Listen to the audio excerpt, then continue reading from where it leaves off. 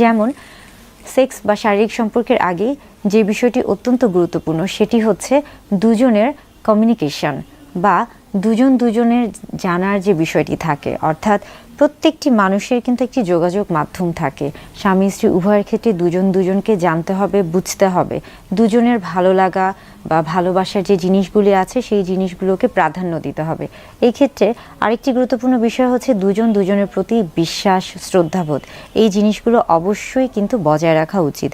আপনার যদি দুজনের প্রতি বিশ্বাস এবং শ্রদ্ধাবোধ থাকে তাহলে কিন্তু সম্পর্কটি অত্যন্ত দৃঢ় হবে এবং সেই সম্পর্কটি আপনাদের জন্য আনন্দদায়ক হবে।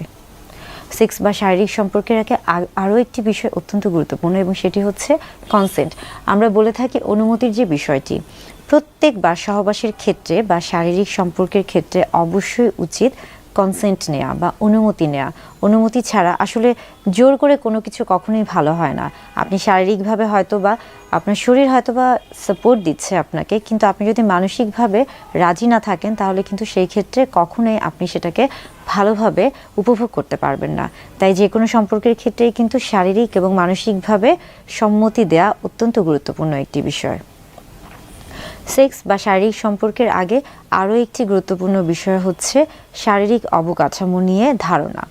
প্রত্যেকের, নারী পুরুষ উভয়েরই, অর্থাৎ স্বামী স্ত্রী উভয়েরই দুজনের শারীরিক অবকাঠামো সম্পর্কে একটা ধারণা থাকতে হবে। বিশেষ করে আমরা বলে থাকি যখন আমরা শারীরিক সম্পর্কের ক্ষেত্রে আসি সেই ক্ষেত্রে কিন্তু আমাদের শরীরে যে বিশেষ অঙ্গগুলো রয়েছে, অর্থাৎ পুরুষদের ক্ষেত্রে পুরুষ প্রজনন তন্ত্রের যে অংশ রয়েছে এবং নারীদের ক্ষেত্রে নারীর যে স্ত্রী প্রজনন তন্ত্রের অংশ রয়েছে, সেখানে বিশেষ কিছু অংশ রয়েছে যেগুলো কিনা যৌন উত্তেজক হিসেবে কাজ করে। নারী পুরুষ অর্থাৎ স্বামী স্ত্রী উভয়ের ক্ষেত্রে কিন্তু উভয়ের সেই যৌন উত্তেজনামূলক অংশগুলোকে অবশ্যই প্রাধান্য দিতে হবে।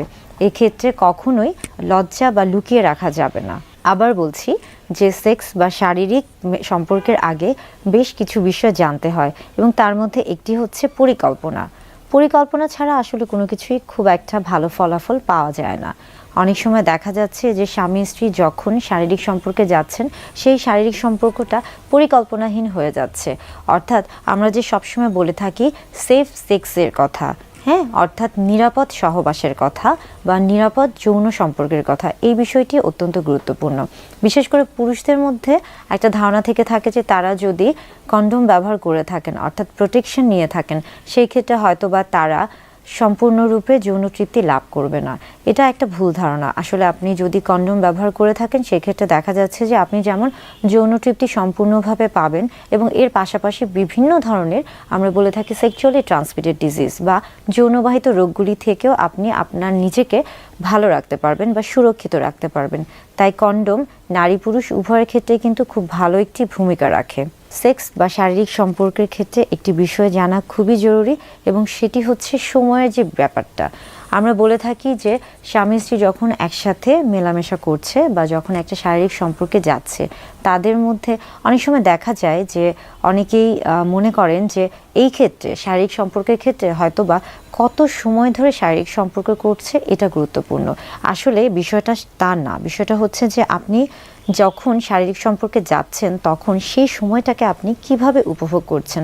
অনেকের ক্ষেত্রে হতে পারে সময়টা খুবই সীমিত, আবার অনেকের ক্ষেত্রে হতে পারে সময়টা কিছুটা বেশি।